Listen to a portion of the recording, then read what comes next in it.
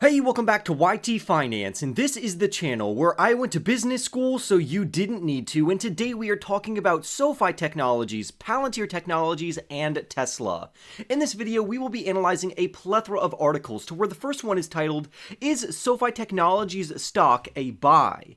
After that, we'll move on and discuss how SoFi Technologies recently underwent a price target upgrade from a Truist analyst, which is very positive, and this should just add to the overall bullish positive momentum for SoFi stock and SoFi shareholders. Next, we'll talk about how Palantir Technologies has also received a price target upgrade from Bank of America, meaning that the PLTR stock price could go even higher than it is trading at right now. On top of that, we'll also go over the latest news catalysts and updates for the stock and why the Palantir rally could continue throughout the next few months. However, I personally anticipate that this company will undergo a pullback during that time. Lastly, we'll round out the video talking about Tesla's TSLA shares regarding how Tesla received a price target upgrade as well. However, their overall buy rating was lowered. And since we're on the topic of electric vehicles, we will also briefly talk about a quick news update regarding NIO, their price targets, their overall buy or sell rating, and what we can anticipate for the future of NIO stock. Lastly, if you're not already aware, we will touch on how General Motors announced that it's going to join Tesla in their overall electric vehicle charging network, meaning that Tesla has officially won, in my opinion, the electric vehicle charging network war that was going on between Ford, General Motors, Tesla, and a few other companies. So for more videos just like this one on SoFi Technologies, Palantir Technologies, or Tesla, don't forget to go and annihilate that like button right now. Go ahead and do it right now. I'll wait. Most of you probably didn't press it, but that's okay. Go ahead, press it right now because that's what keeps me here on YouTube and it helps the channel out a ton. Don't forget to comment down below your thoughts on Tesla stock, SoFi stock, and PLTR stock. Don't forget to comment your thoughts down below on SoFi stock, Tesla stock, and Palantir stock. Lastly, if you want to support me personally to keep me here on YouTube, go ahead and press that join button right next to the subscribe button to support me for as little as 99 cents for more videos just like this one. And also, if you want more videos just like this one, but you can't afford 99 cents per month, don't worry, just press that subscribe button and I'll give you this content absolutely for free. So with that being said, I say let's jump right into today's stories. As you already know, SoFi Technologies is a fintech company or a financial technology company that operates as a digital bank, and they are up more than 66% in their overall share price this year. This can be attributed to multiple positive catalysts, to where the largest catalysts would be the student loan moratorium ending, so now students who have federal student loans, those loans will now start to accrue interest, and these students or former students will have to start paying on these loans. Also, the company is anticipated to achieve profitability by the end of this year, and this is causing an increase in their overall share price. Currently, SoFi stock is up over 8% today due to multiple positive catalysts as well as the stock price upgrade that we will talk about in our next article. SoFi shares currently trade for $8.87, while bullish positive analysts now believe the company should be worth $11 over the next 12 months, and that was a price increase from $10 was their formerly most bullish price target and price prediction among professionals, and now experts believe this company could achieve an $11 price target by the end of the year. Likewise, we also have a very bearish naysayer saying that this company could fall as low as $2.50, and that's what it's actually worth. So I'll leave that determining factor up to you, so you can make a decision for yourself how you would value this company. What I like about SoFi Technologies is that they have become so resilient. Ever since the student loan moratorium was initiated, their overall student loan refinancing originations fell from around $6.7 billion down to $2.2 billion, which forced this company to diversify their overall revenue segments. This allowed them to become extremely safe and resilient while also making up for any loss of revenue due to this overall ruling. However, recently politicians have agreed to end the student loan payment moratorium as a part of a debt ceiling deal like we talked about in previous videos. Therefore, SoFi investors are very excited about this and they welcomed the news, which has caused the share price of SoFi stock to surge around 48% ever since the deal was originally announced. Although the student loan moratorium did originally hurt SoFi's business, I'm glad that they used this as an opportunity to expand their overall revenue branches and segments to become a full-service finance company through an all-in-one digital app. This company has given us tremendous growth, and especially since the current economy right now is very volatile, this has actually caused them to increase in their overall personal loan segment, bringing them in loads of revenue to where now their originations for personal loans surged to $9.8 billion, representing a 161% growth increase, which is extremely positive. On top of that, they've been adding members hand over fist.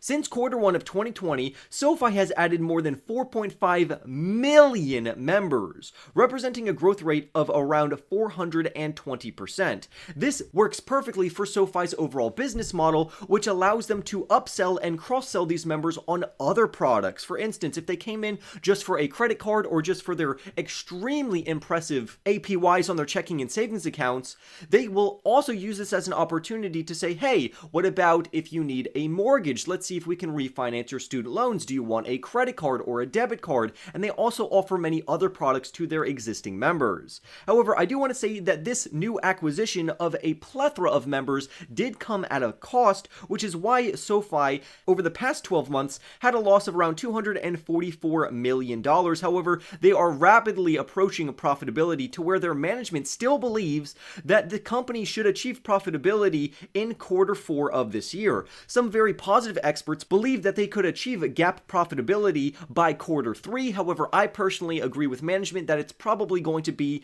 in Q4. But honestly, it doesn't matter. As long as this company becomes profitable, this would be an amazing news catalyst for this overall company, but do be aware of a pullback after a pre-anticipatory run in the overall share price. So this begs the question, is SoFi stock a buying opportunity right now?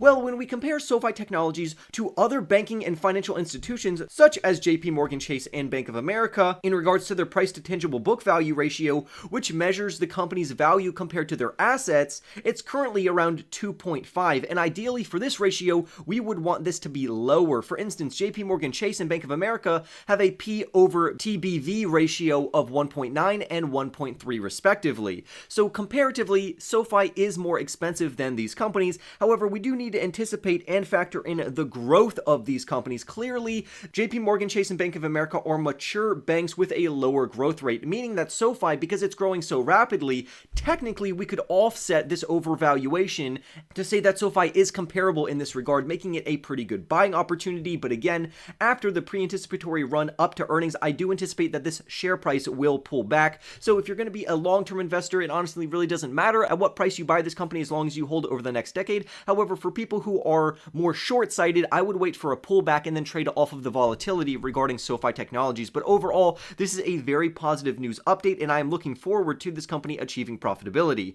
Now, there is no guarantee that this company will achieve profitability. There are naysayer analysts who believe this company won't achieve profitability until Q1 or Q2 of 2024. However, I would disagree with them based on the rapid growth rate and the overall earnings and revenue beats we have received from this company over the last few quarters. Therefore, I think SoFi Technologies is an excellent buying opportunity right now if you plan to hold for the long haul. On top of that, like we said earlier, the company has received a price target upgrade and a price prediction upgrade from Truist Analysts, meaning that their original price target was $8 and now they have a price prediction of $11, maintaining their buy rating for SoFi shares, making this a phenomenal company to own, especially since there is a lot of building bullishness and momentum behind this company. But I would love to hear your thoughts down below on SoFi Technologies. Next, let's move to Palantir Technologies, ticker symbol PLTR. Palantir, if you didn't know, is a big data and analytics company which serves both commercial enterprises as well as government clients. The company also focuses on artificial intelligence, and Bank of America sees that this company could surge even higher. Recently, the company increased the overall price prediction and price target for Palantir Technologies to now $18. Originally, the most bullish positive price target for this company was $15, which has recently increased to $18 thanks to the very prestigious institution called Bank of America. Right now, the PLTR stock price is around $15.77, while the most bullish analysts believe this company could surge up to $18 as of right now, and the more negative analysts believe this company is worth around $5 right now. But what do I personally think of this company? Well, first, let's go over Bank of America's analysis. They are very impressed with Palantir Technologies, landing a plethora of new contracts, and they also believe the artificial intelligence opportunity that this company could infiltrate even further is going to bring the share price even higher. Bank of America said, and I quote, "We think Palantir is positioned to be one of the dominant providers in generative artificial intelligence by providing a near-term solution agnostic to a preferred LLM, which is large language model, compliant to tight security, data privacy, and regulatory requirements with demonstrated use cases across sectors," end quote. So this is very positive. Essentially, they are saying, as Palantir further integrates themselves into machine learning, artificial intelligence, and large language models, this is going to benefit the company greatly. That's why Bank of America increased their overall price target from $13 up to $18, which is why Palantir's PLTR stock has risen around 5.73% lately. However, there was a word of caution from Bank of America to where they said, and I quote, "Speed and magnitude of the stock appreciation for artificial intelligence related companies has started to raise market concerns about a bubble."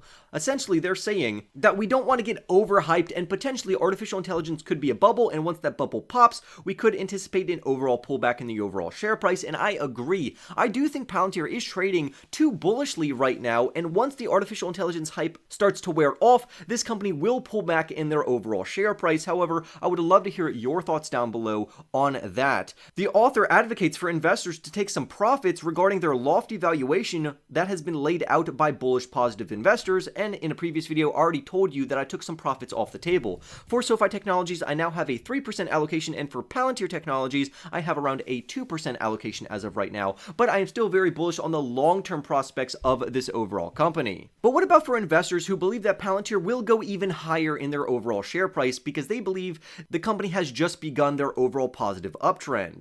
Well, let's talk about that. Palantir has surged by around 150% over the last month, which is exactly what I predicted. I didn't predict necessarily that they would increase by 150% specifically. However, I did say that Palantir Technologies will surge in price, and you can see that just from the thumbnails of my various videos. However, with that being said, I do think the stock is due for a correction in their overall share price because it can't go up forever. At some time or another, they will have to pull back before they start another uptrend, because that's just how the stock market works, so please be careful of that pullback.